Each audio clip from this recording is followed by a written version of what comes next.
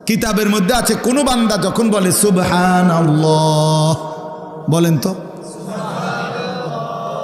আবার বলেন তো, আল্লাহ বলে এটার অর্থ হলো হে আল্লাহ আমি আপনার পবিত্রতা বর্ণনা করিতেছি, এই সুবহানাল্লাহ অর্থ। তো আল্লাহ বলে আচ্ছা মাশাআল্লাহ বান্দা তুমি আমার পবিত্রতা বর্ণনা করছো, আমি তো এমনিতেই পবিত্র, তুমি বললেও না বললেও তো ঠিক আছে, সাব্বাহতানি তুমি আমার পবিত্রতা বর্ণনা করেছো, চলো উসাব্বিহুকা আমি তোমারে পবিত্র বানিয়ে দিলাম। আলহামদুলিল্লাহ বলেন তো, আল্লাহকে আমি বললাম আল্লাহ আমি আপনার প্রশংসা করছি।